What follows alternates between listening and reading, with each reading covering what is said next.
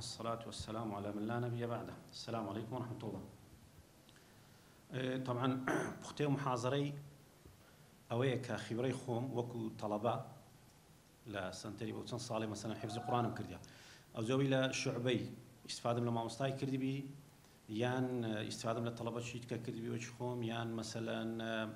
لا انترنتي لا كتاب يعني متعلقة بمتشابهات وحفظه أنا كم كرتوا ليرة بشيء آسان دام ريشتي يعني لتن نقطة شيء بيجدي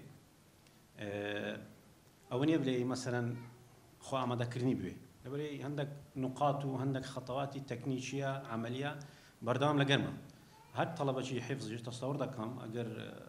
اتباعهم لحظان بكا لأني استفادة اللي بكا هلا بروش حزم ليبو ليرش شيء للشيري كم يعني بيدا مزمعتي عسى ولعل استفادة له خبرة كان إن شاء الله.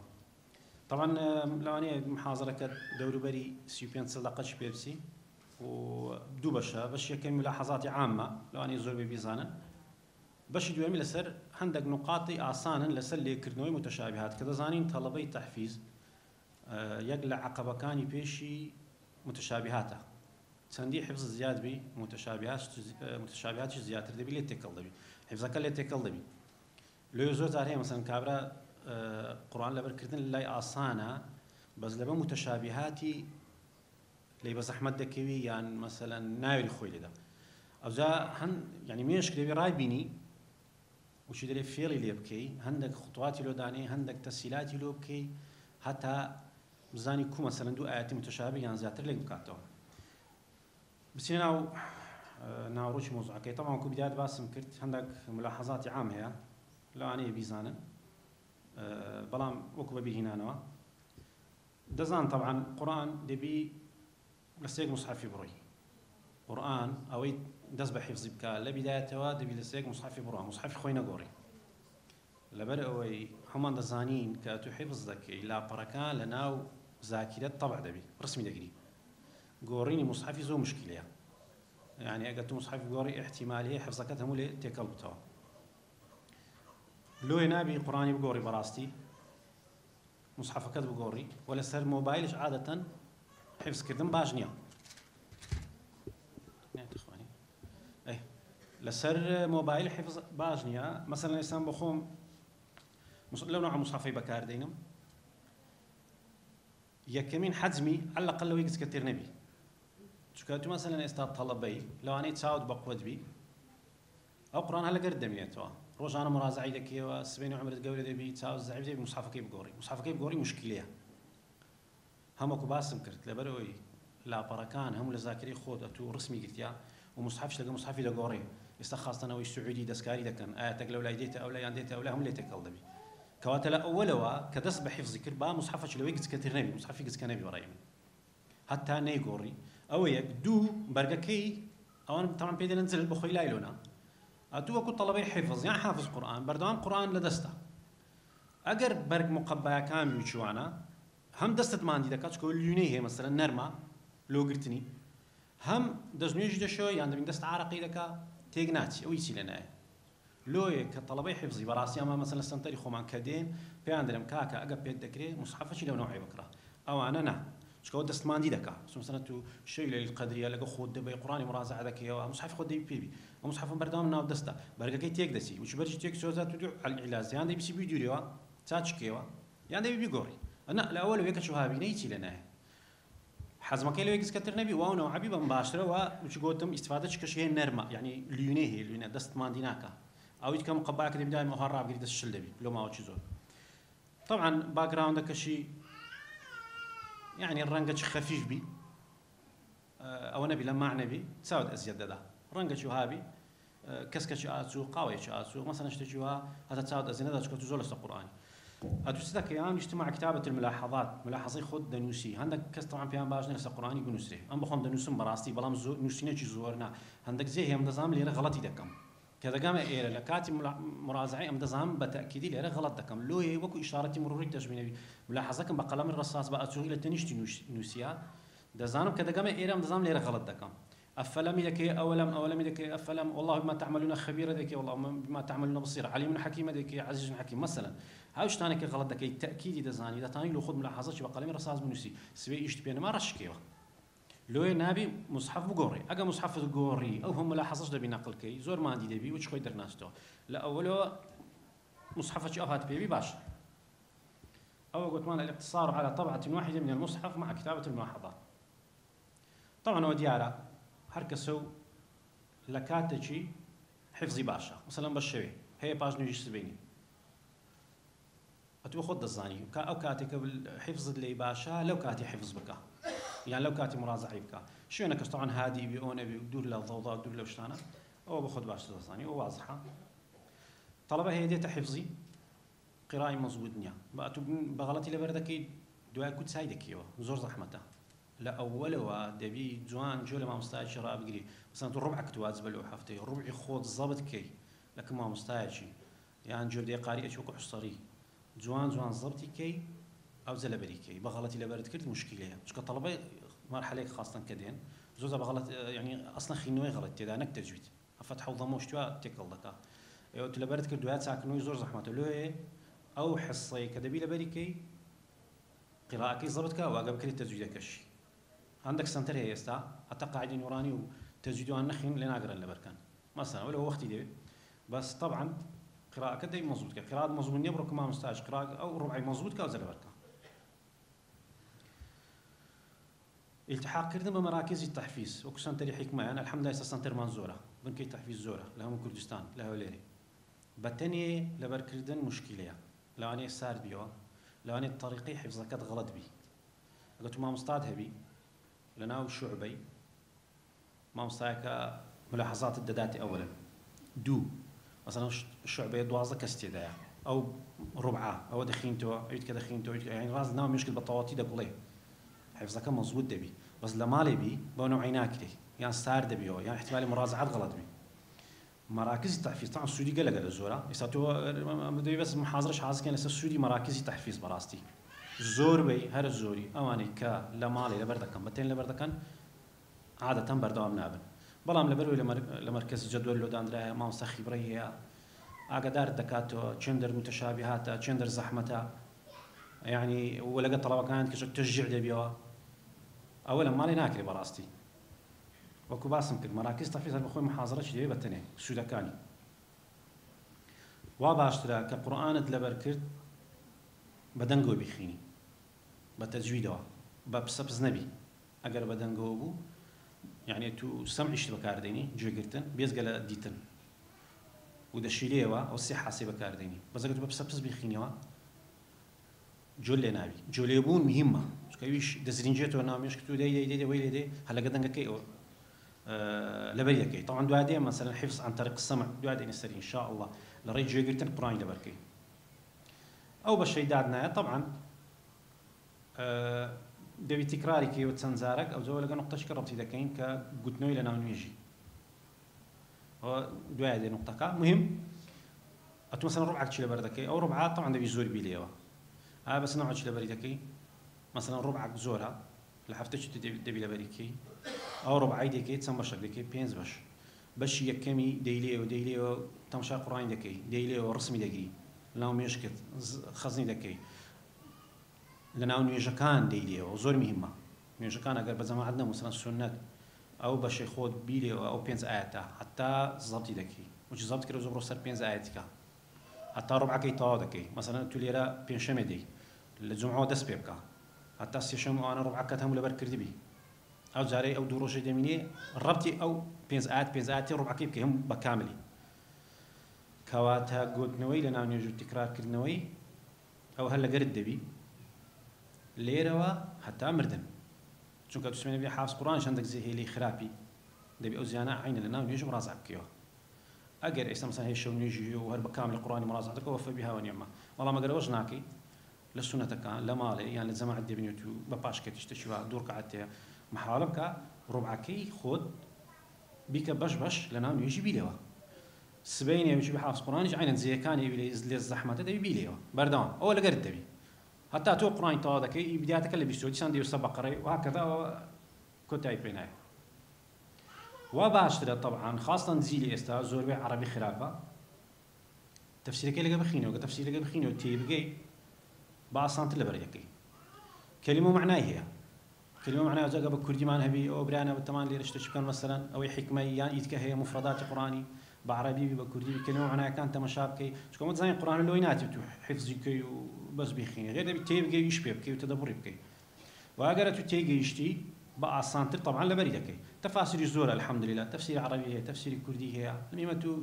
ربع كي خود زوان تفسير بخينه كما زالت كلمة معناها بخينه بلكو أسباب نزولش بخينه دينا السرويش أو تعظم باسكت كنت مالنا نوجدي خينه روزانه باش بخينه دا بشبكي باشتر لوي دروج دمالو دوامي دي سنتري عزل لبركي بس سريعي او بزول بردكري زوج لبيردكري او قاعده الحفظ السريع يعني النسيان السريع او يزول بردكي زوج لبيرد دستوا او بهيدي هدي لبردكي او دمينتو سبيني وشي قران ايش التوكر او زي بس سريع لبرد كرديا اللي بخرابي هوا ما مستطيع كان منو هاي باسكري هرواشة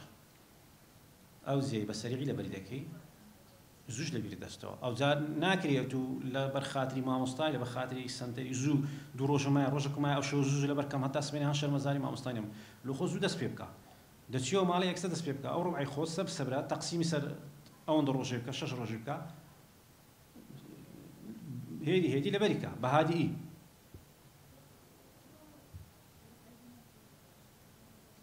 زاري آية امتحانت هي امتحان جزء مثلا امتحان دو جزء هي بيشتر خدا ما دنا كرديا سندنا زورنا مالو امتحان سنروج شو عزل مراجعة لك ذاكرة ورناقري ذاكرة زخت وعزل أو اشتشكنيا قبولناك يعني أتوم اللي تكول بيكالدبي نا بهادي إيه بس سبري لبركة نك لبن زخت مش كنت مشغولة زو طوابي كم امتحانا تاريخ امتحان مزيج بوا زو تري استعداد خدوا قرانا ذاكرة بزختو بسريعي ورناقري أو زيانة خاصة كمتشابهات بجواني تمشايبك يعني شو اليوم رسمي بقرا تمشايب بزان أوقات فرق كثير قوات زوج ذات تواني دو آيات كي بنشر الصبوري الصورة شيء الصبوري بنشر مثلا دو آيات متشابهة هي بزان فرق يعني تلي شندر مقارنة يامك فرق كي أو زلك ناخذ بنشر زي أو متشابهة لقر أو كيتك وكباسم كنت بجواني تمشاكا تركيزي بس بزان فرق كيس يعني رسمي بقرا هنا نقاط عامة اللي عندك بالسريع للسريع درهم آسانا جياني بيغمبري صلى الله عليه وسلم زوج ضرورية كشار زابي لو أنا مثلا احتمالية ثلث قرآني يعني ربع قرآني أسباب نزولها أجب أسباب نزوله بخيني دزاني ديت بيش تاوت مشهدي داب الزينكي كوهاتيا واقعك كوبا أول حفظ زور مهمة جاني بيغمبري صلى الله عليه وسلم بكل شيء بعربي شيء يعني ما قال مسلماني يسوع كسي جاني بيغمبري نخيمته صلى الله عليه وسلم يباشر تستكي بس بزام يعني بس تنيش تجاني بيغمبري صلى الله عليه وسلم وش حكاياتها جاني بيغمبري نخيمته صلى الله عليه وسلم دي حفظ القرآن ديك سيرة شي تواك سيرة آسانة بكردي بعربي اشتش تواك هم لحفظكاش أتو استفادة لك لقي أسباب نزول ما هي أسباب نزول طبعا الصحيح باشترت أسباب نزولي ضعيف في الزورة عمل مثلا أو نمنا مينايتو كاتي خوي لم تقلب لسورة إسرائيل هردو كانوا بقولا كات خوي مخاطبي بيغمبري صلى الله عليه وسلم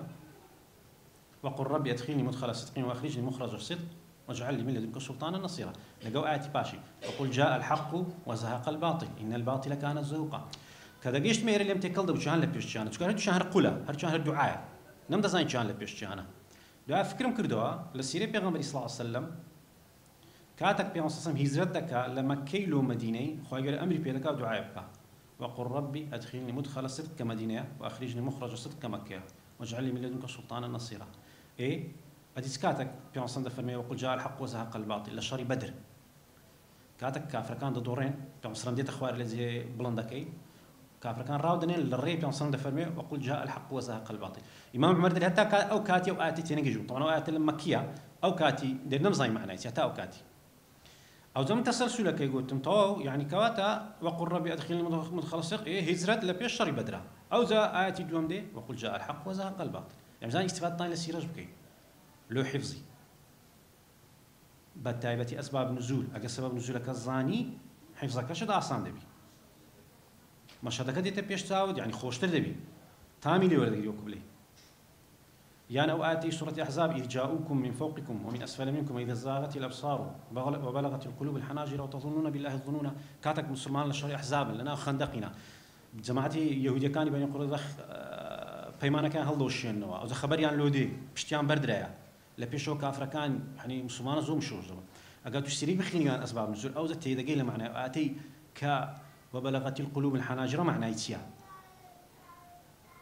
مشهد كده بيشتاي لو حفظك كشت خوش تردبي زماني عربي زور مهمة قرآن دعوة زماني عربي هر علوم الشرعي بقى وكو ابن تيمية دري واجبة لسه طالب علم الشرعي نحو الصرف وأنا بخين واجبة وعلومي آلة وكذا زانا علومي آلة كابراي في تربية استباء إسبانو تكوزوا يعني فيني بيناتنا إيش بقى طالب علم دبي أو علمان بزاني وكو آلتي نحو صرف بلاغة أقل لي رنا تاني نظم لي هي لسنتري حكميانا تاني لزيدك الانترنتي متابعين نحو الصرف كي أجشت شيء بسيط يشبه بخيني مثلا نحو تحفة السنية بخيني زور استفادة لذا كيلو حفظي زي هي لقرآني كم نام بس منام تفاصيل وقتها كمان زور ذروة لونه منوي سورة بقرة والأسباطي لقوا الأسباطة أو فتحة للسري عفوا أو سري كسري إخواني فتحة هي لبرو نحو الصرف نازاني تستكا لمش تخوي يعني وش داي السر حفظي أو وش داي بكات اللود لسه ذاكري أنا فكرنا شيء سري كسري إخواني فتحة سري بإن دستي بيكريا مثلا لو أنا عربي دزانا اسم إني تيا أسباطة كعطف لسوانك أو عفوا سري بحرف جر دستي بيكريا كاتدت أسباطي كسري إخواني بإن دستي بيكريا قولوا آمنا بما أنزل علينا وإلى آخره إخواني فتحة لبرو بإن دستي بيكريا أو يسري اسم مجرورة بكسرة دستي بيكريا أو بسيط نشته طبعا لنحو الصرفي أو إخواري اسمي إنها منصوبة فتحة طب يوزناك تفكر بكيف تقولش تشي أصلاً أقولك نحو الصرفي بزاني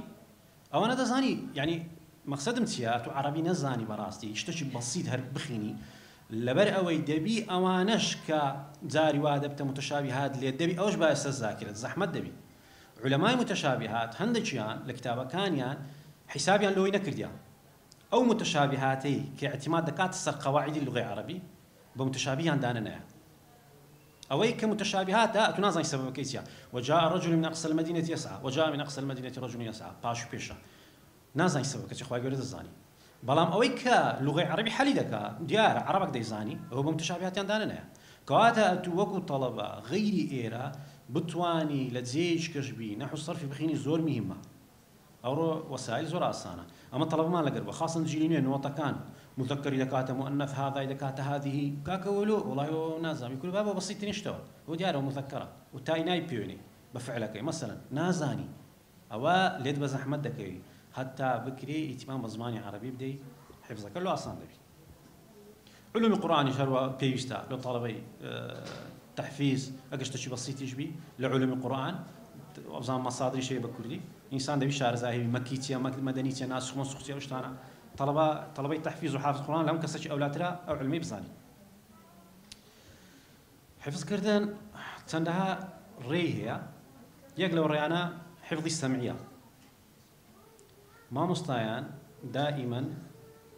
لو تاكردني قرائي مخارج الحروف وصفات تجد أنا دلين دبي جول حصري بقي حصري باشترينا لباش حصري لسان دلين حصري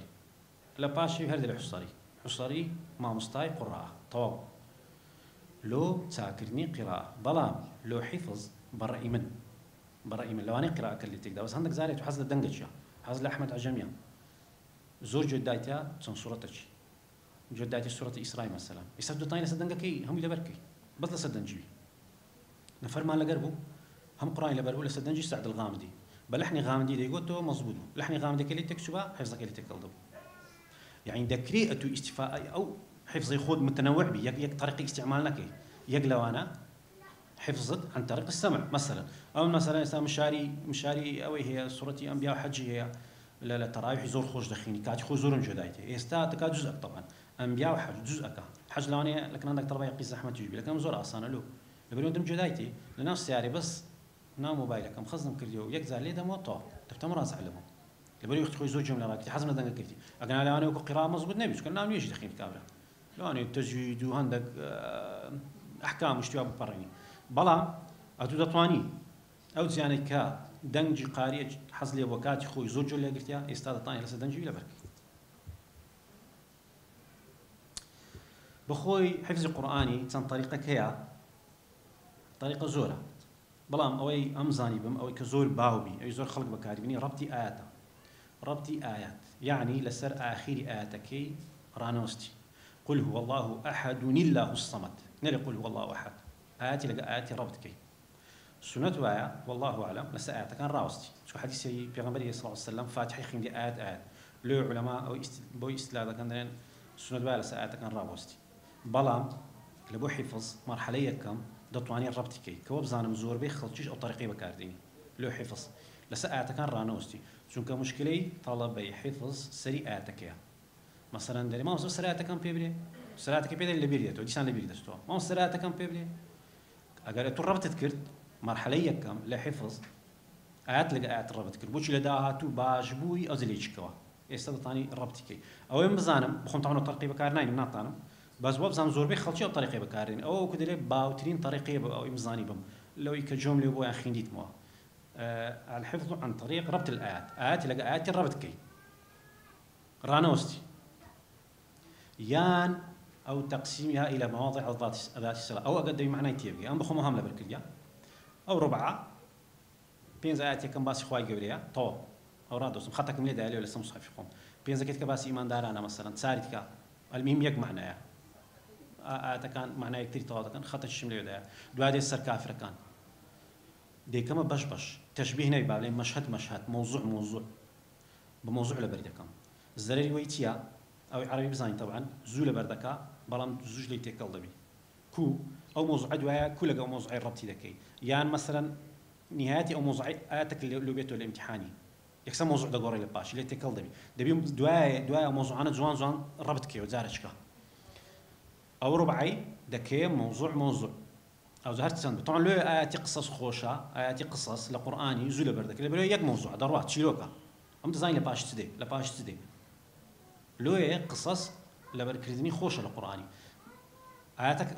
ربع كانت كشوي مثلا قصص نيا وش قلتم باسي قيامتها باسي منافقة كان باسي تيا تن آياتي مثلا باسي موضوع طيب بيكول بركي بينزا شاشة حفتا ألين الراوس شو موضوعك الطاب أو زخوا يقول باسي تشكدك أو زي شو كي موضوعك أو موضوع أنا ربع كد دكي قسم لو خد لنا نجي ديليوا حتى ربع كي طاو دكي دواء همير آخر دروش هم يعني ليك ديو ربع كي بكامل مراجعة دكيو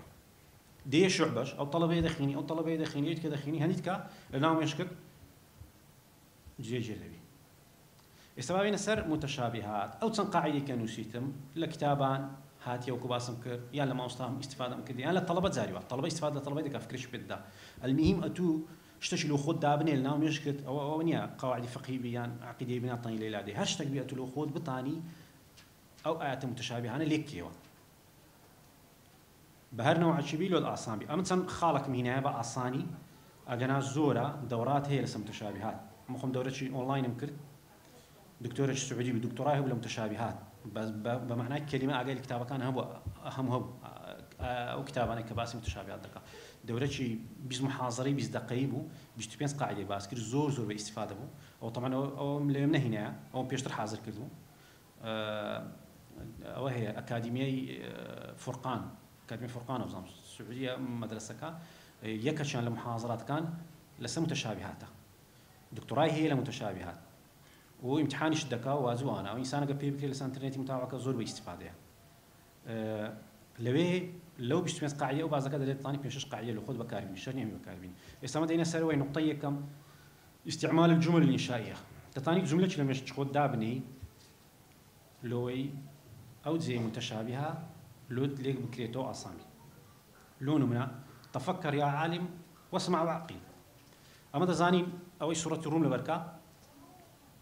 أو عند آياتا آخرة كبيرجدسي أتولي كالدبي إن في ذلك لآيات لقوم يتفكرون إن في ذلك لآيات للعالمين إن في ذلك لآيات لقوم يسمعون إن في ذلك لآيات لقوم يعقلون طلباء وزحمة لكني باش بيش دكا نازاني يكم زارا يتفكرون يان يسمعون يكم زارا مثلا دري أو جملة حتى لو عصامتوا تفكر يا عالم أي عالم فكر كوا أو زا واسمع جواب قرو وعقل تبقى تفكر إن في ذلك لآيات لقوم يتفكرون. أو زاري عالم كده إن في ذلك لآيات للعالمين. أو زاري واسمع إن في ذلك لآيات لقوم يسمعون، إن في ذلك لآيات لقوم يعقلون، وهكذا. أو اللي مش خد أنت تفكر يا عالم واسمع وعقل.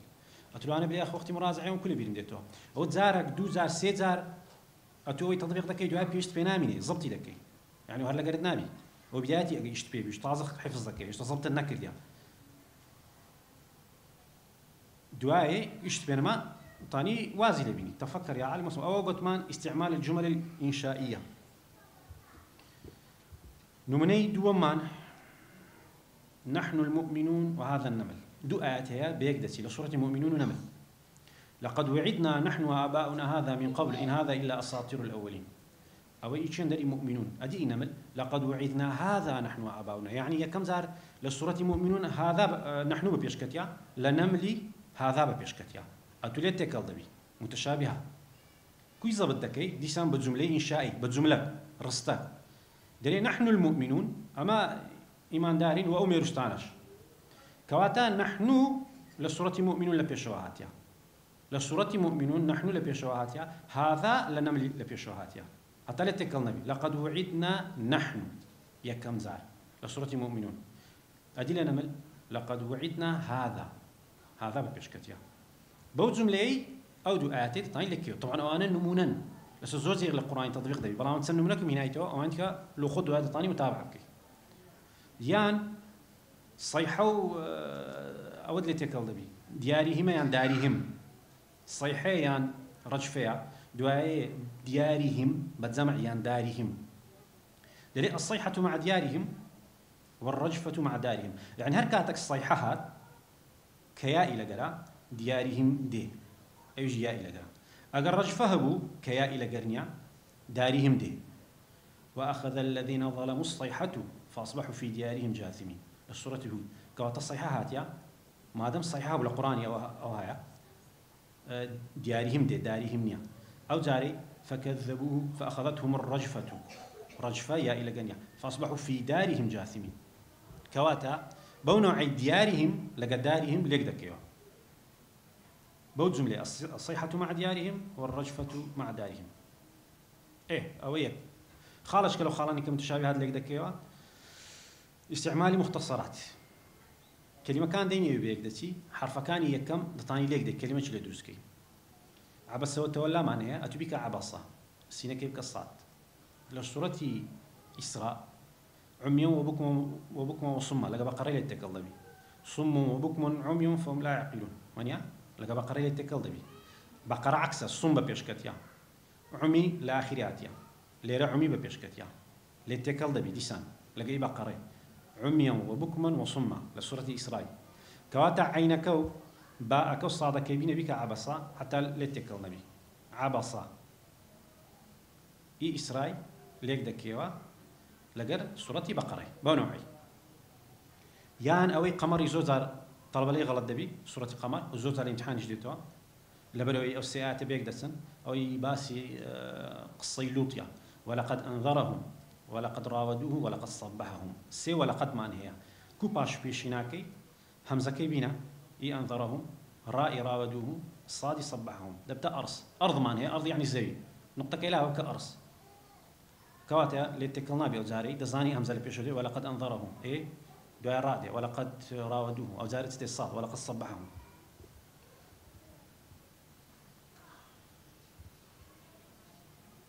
أوج مهمة دي سنة كانوا من السيم لس استعمال مختصرات لسورة آل عمران أو آل عمران لبربي لا تقريبا آخر كان ولهم عذاب عظيم ولهم عذاب أليم ولهم عذاب مهين كلمة عاملة دربنا عين عظيم ألف أليم طبعا همزة ألف نيا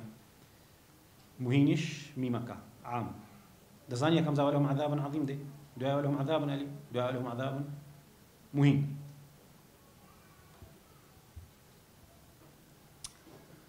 فوائد قرآني أو تقريبا لو كتب متشابهات نمدت يا فاضل السامرائي مانيا كعلمة شيء زور قولي لوان جدا ليوتيوبي عراقية للشارقي برنامج هي لمسات قرآنية وزان دليل اللي رخواي قالوا هاي فرموا اللي هاي فرموا حكمة تشتي عجيبة درينا نازم يعني لجيج كلاني جولي نبي زور عجيبة أو جاء عمل مثلا سؤال ما ولا كاتي كطلبي مرحلة بينزم لأن لك لما لو لاقي مرحلة بينز بيشت بينزي لبردك على صورة يونس كهفي خواي قالوا اللي فرمتي وأخذ الذين ظلموا الصيحة فأصبحوا في ديارهم جاثمين هر لنفس السورة لباشان كديت سر قوم مدين وأخذت الذين ظلموا الصيحة فأصبحوا في ديارهم جاثمين كم زار أخذها كباسي قوم ثمود دكا هل السورة هود كديت سر قوم مدين خواي قالوا فرمي وأخذت دم قد بفرق تبي لم ده يوتيوبي أو فاضل السامرايا بلقي دينتو زور لزي كي قرآني دلي ما دام بمذكر هل طعم نامي بسمنا قواعد أوي وأخذ دبي وأخذتش دبي هردوك دبي بمذكر وبمؤنث بس دلي إيوان دبي لنا تسونا كان صحة كان بقوة تربوبي والله أعلم بلقي دينتو القرآني كباسي جهنم وأشتاني يستلبي منها كواتا أجر استفادة لو فائدة كرت كا لنا تسوني قومي ثمود فرق شو ولا قال لنا تسوني قومي مديان كاردوشان بالصيحي بدنجة الجورة لنا تسوينا بلام إيوان بقوة تربو لبري لو أخذ بكار هات يا أخوي قال أخذ بكارينا إي أوانيتك أخذتي بكارينا إيه كلت كلدبي كان أخذها كان أخذتها استبزاني فرق تيا فائدة قرآنية كيتيا أو كاتيلة تكلنا بي يا كم زاد لي وأخذ الذين ظلموا الصيحة فأصبحوا في ديارهم جاثمين أو زاد لي وأخذت الذين ظلموا الصيحة فأصبحوا في ديارهم جاثمين أو فوائد قرآنية نجد طاني استفادة اللي بكيل واللي كرنوي متشابهة مثلا هيتمان باس ما كتازا وجاء الرجل من أقصى المدينة يسعى رجل ببيشكتي إلى سورة القصص أوجه الفوائد قرآنية أو باز دكا وجاء من أقصى المدينة رجل يسعى فرق تيا ليتكل دبي لما بين سورة القصص لما بين ياسين أو باز دكا بكورتي كي دري كا خواهي مشاركي بشان دا وقتك موسى نفرش كشتيا قبتيش كشتيا بس هيش نبدأ بيغمبر يك بيا وقت لو بريشار بعد زلا بيدر موسى برودر إن الملأ يأتمرون بك بلام أوي دوام كأي سورة ياسين قضية عقيدة أو مهم ترى لو خواهي أقصى مدينة ببيش خسك بشان الدا وكابرا لدوري شار دي بسريعي قال يا قوم اتبعوا المرسلين ونيا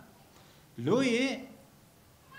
أقصى المدينة ببيش كتير لسورة ياسين شو قضية عقيدية ومهمة خواهي وابشان دا كابرا لدوري شار بسريعي دي بلام دليل أي قصص موسى نبت بيغمبر بياوكي بيش خستي خواهي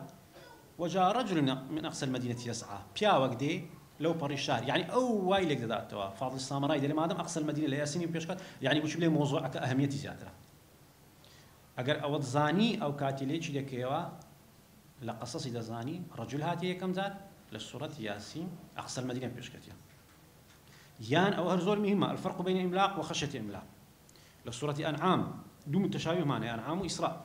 ولا تقتلوا أولادكم من إملاق نحن نرزقكم ببيشكتها وإياهم نرزقكم أنجو أما رزقين جود دين أو زائم ضالكان لإسرائيل عكسه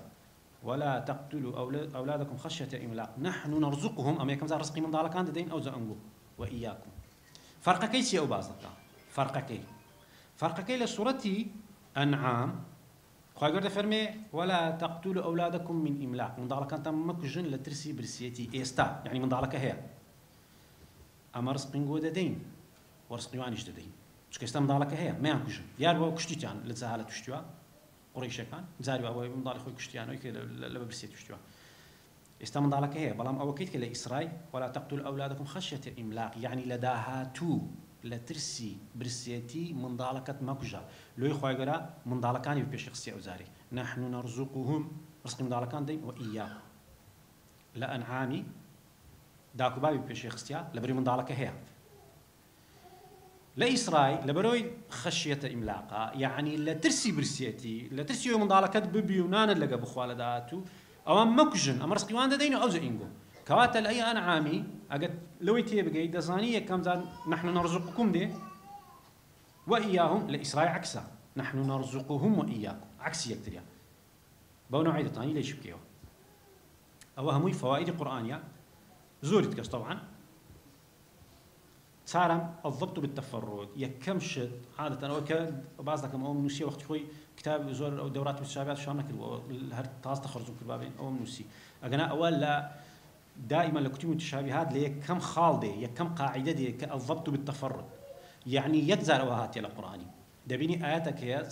سي بيجدتي تاري بيجدتي وش يكن بس يكتشان فرقي هي أو يكي ضبط كي دوكيت كسيكيت كا لسه قاعدة عام بس أقل ليك كي بي فرقي لجوان سيكيت كا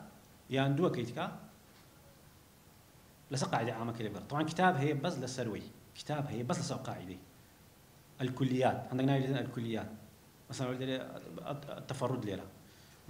هم آياتنا هاتي مثلا سياسة آيات تسند سياسة حفتة أشتغل وزام الكتاب شيء نأتي أجرأتوا سياسة حفتة أمضي ضبط كي أدي تسمى متشابهات الشان هي أو أنا هي ليش دوش متشابهات سي متشابهات يعني دكات سنة زار آيات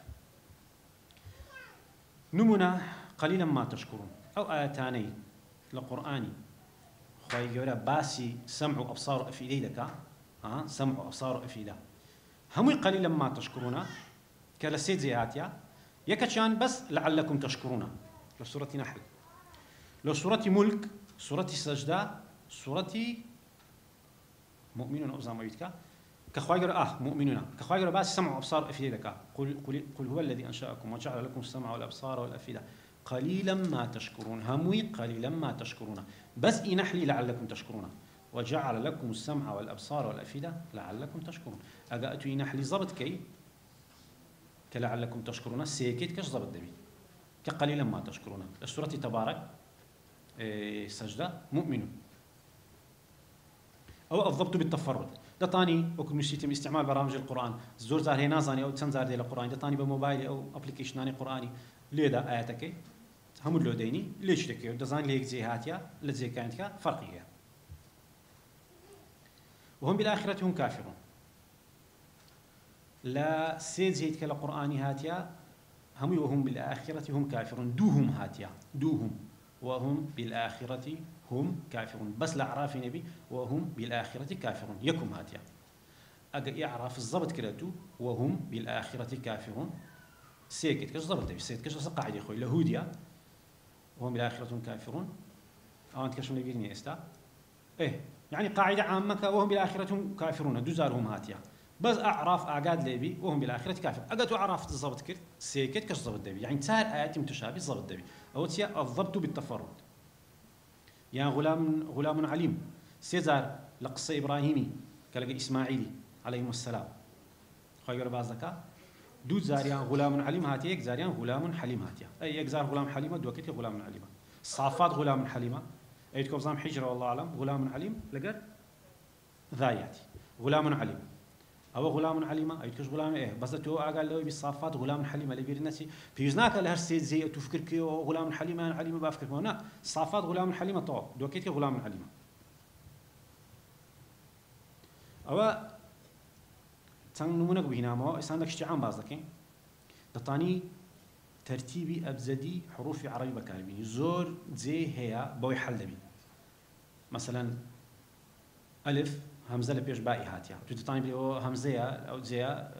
يكون زار هاتيا القرآني أو كتك باء مثلا ألف باء جيم تاء يعني تبا ترتيبي أبزدي حروف عربي كوا دطاني بكاربيني ليرة مثلا وإذا طلقتم النساء فبلغن أجلهن فامسكوهن بمعروف أو سرحوهن بمعروف لسورة بقرة أدلة الطلاق فإذا بلغن أجلهن فامسكوهن بمعروف أو فارقوهن بمعروف يعني لبقرة سرحوهن معناها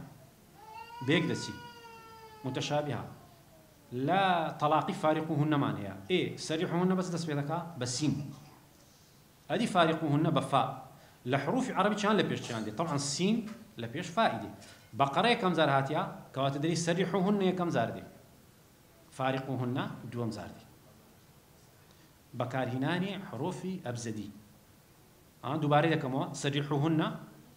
سريح دقيقة بقرة دري سرحوهن لو شو بس سين دسبيك إيه سين كم زار هاتيا أو زار دري فارقوهن كجيش الطلاقي نالي سرحوهن دري فارقوهن لو شو بفائدة دسبيك فاء العربي لباش سين دي إيه بقرة لباش طلاقي دي كواتا كم زار سرحوهن دعاء فارقوهن دتواني دريجي وكرتي صورتي بكاري بيني زاريوا يعني وهر طريقة أتولو خلو ميشكل أعصامي متشابه له لكاتوا وترى الفلك مواخر فيه لسورة نحل لفاطر وترى الفلك فيه مواخر هردوشان وترى الفلك باشي بيك دسي آية مواخر فيه يعني فيه مواخر مواخر الكلمة كدر يشتري اللي فيه هي سورة النحل يشتري يشتري اللي فاطر كواتا مواخر اللي بيجدي أو كيت كعكس لسورة فاطر فلك عفوا فيه ببيج مواخر كتيا لسورة فاطر دري فيه ببيج مواخر كتيا لو چونك فيه كورتر لمواخر سورة فاطرش كورتر لسورة نحل يعني عندك ريب لي مثلا سورة فاطر بفائدة استبيك ليا أوش فيه بلا بيجوهات يا نازم واضح يعني عندك بعد زلمة وترى الفلك مواخر فيه مواخر كلمة دريشتر لا فيه مواخر اللي بيجات لو تشك سورة النحل دريشتر لسورة فاطر فاطر سورة شكورتر لسورة النحل كواتا فيه ببيشكتيا كفيه كورتكيا مواخر بباشكتيا يعني تاني بلي فاطر بفائدة استبيكليا فيهش بفائدة استبيكليا تاني دون وعي ليش كيو وترى الفلك مواخر فيه يعني ترى الفلك فيه مواخر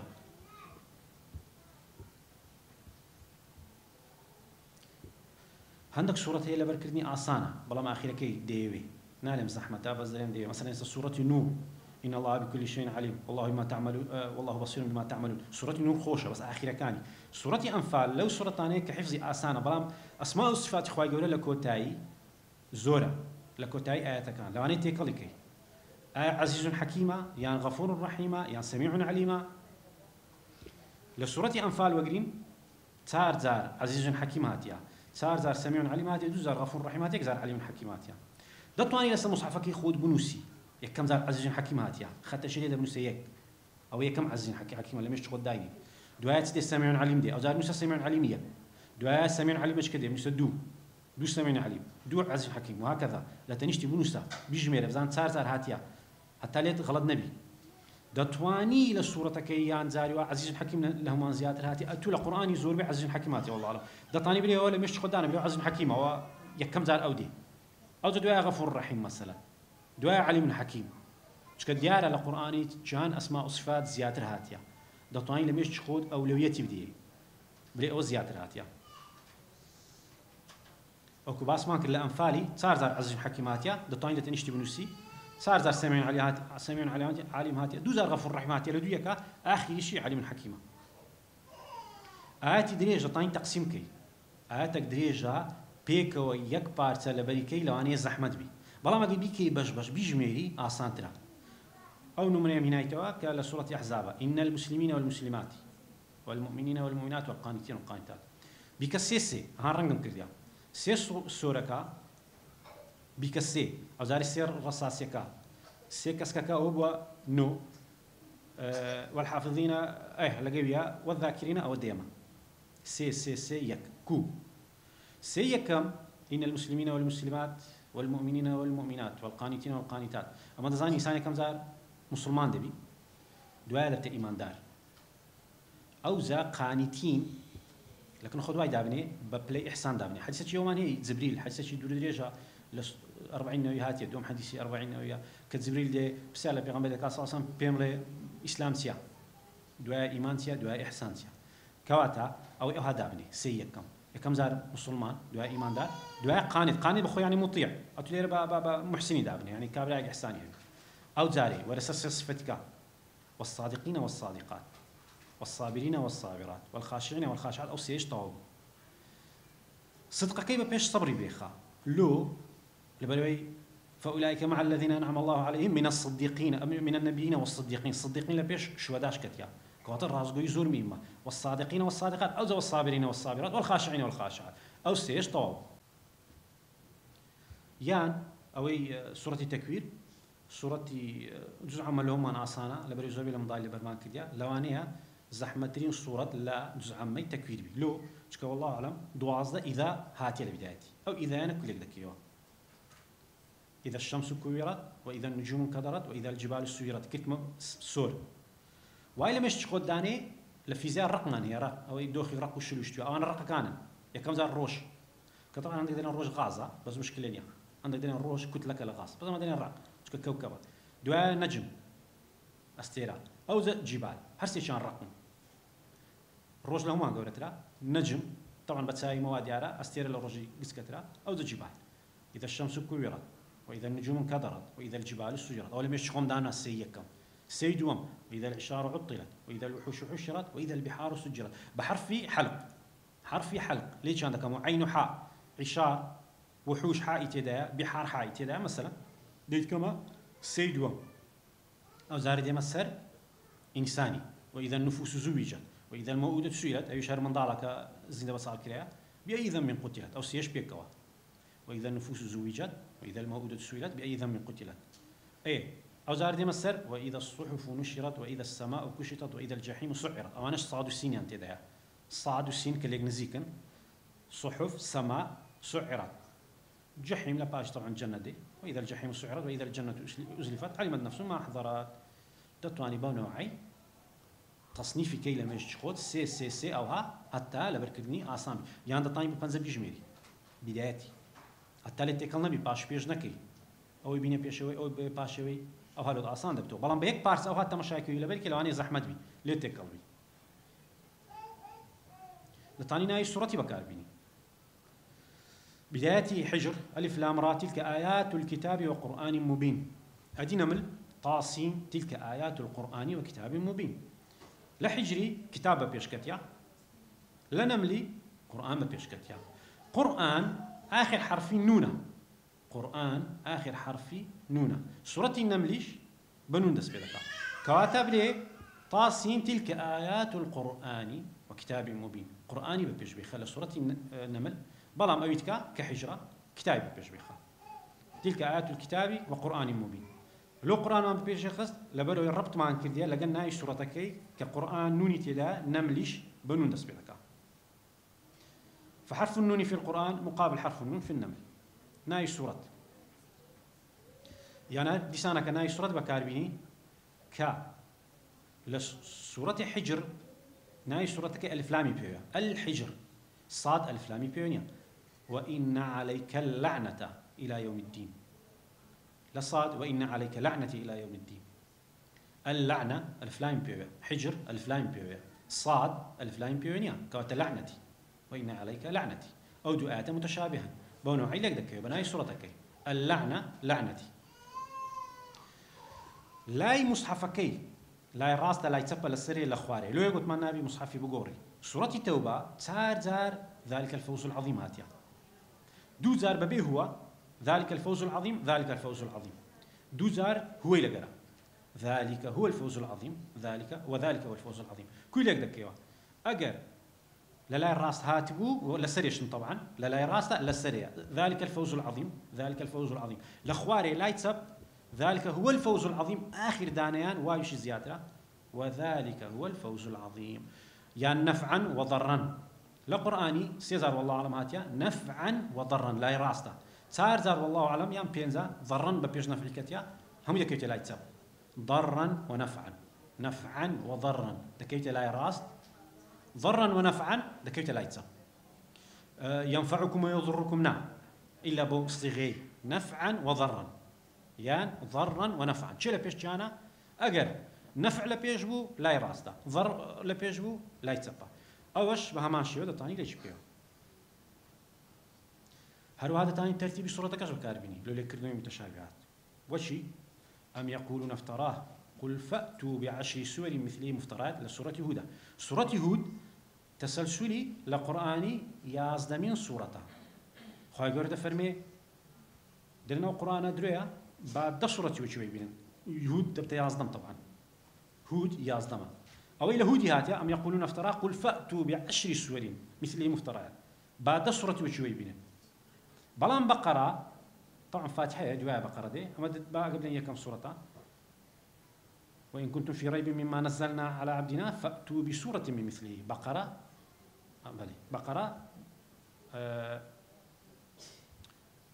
يكزار هاتيا لا أويتكا هودي دزار إيه هندق لحافظ قرآن كان طبعا أخيرا كي وصانا درينا هو بيوز بوشتانا ناكا تولا طلبي تيك دي وبيوز ناكا وهم بينا وبردي لوتشيو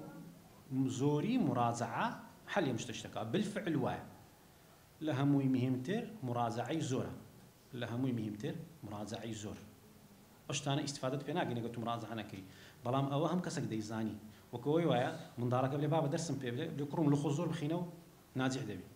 دەبیتە ڕێ پیشاندەی زۆری مڕازع ڕاستە ئەم کەسێک دەزانی سەری هەموویتی دەبی زۆر مڕازعکەوە ئەگە زۆر مڕازع کردەوە پێویست بەوانە نابی بەڵام لۆلێکردنەوەی متەشابهات ئەگە زابطە چلمێش خۆت دابنێ لەوانەیە لۆت ئاسان کە هەم کتوبی متەشابهاتە لۆ دانرایە علەما قدیما وحدیثا کتابیان دانا لەسەر متەشابهات دیارە ئیستیفادەی هەیە ئەوەندە دەتوانی ئیستیفادە لەو ملاحەزاتانە بکەی کە باسم کرد بەقەدەر ئەوەی کە پێویستە ناوی زیاتر بچێ ناوی یعنی جاری وا لێت دەشەوێ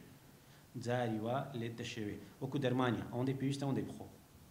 ئەتوو ئاەتەکە لەبەرە بخۆی متەشابهاتە بەس دەکەن تو متەشابهات نییە